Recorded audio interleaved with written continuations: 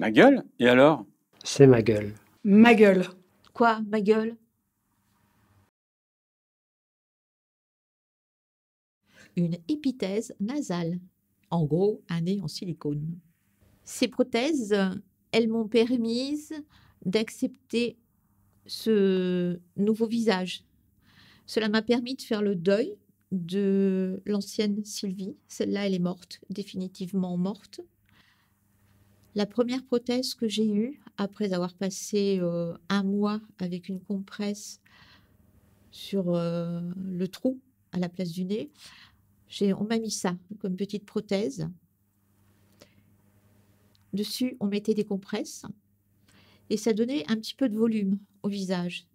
Ce qui fait que le regard des gens était un petit peu moins terrifiant puisqu'il y avait une forme de volume. Donc, ils pensaient qu'il pouvait y avoir quelque chose en dessous.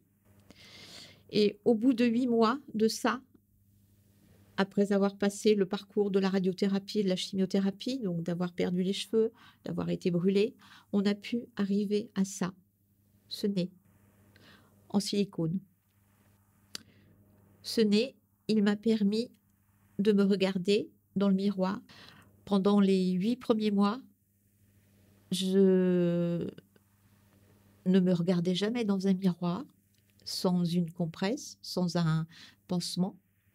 Ou alors, quand j'ai fait la radiothérapie, je me masquais le visage par moitié. Je regardais un demi-trou, l'autre demi-trou. C'était tout ce que je pouvais faire. Grâce à ça, j'ai pu m'approprier ce nouveau visage, l'enlever, regarder le trou. Le silicone, c'est magique, c'est merveilleux. On a l'impression que ça peut remplacer un vrai nez. C'était très bien parce que j'ai pu m'approprier mon visage, mais j'ai rapidement vu les limites. C'est-à-dire que le silicone, c'est froid. Ça bouge pas sur le visage, ça reste figé. Ça réagit très mal à la chaleur, ça réagit très mal au froid.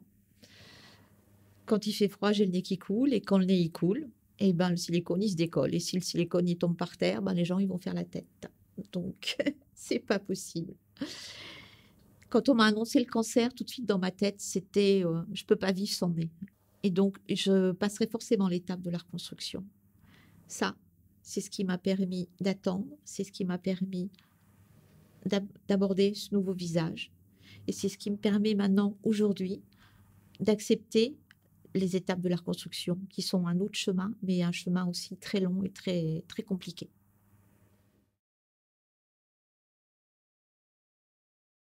On rit pas, on rit pas. On rit pas, hein.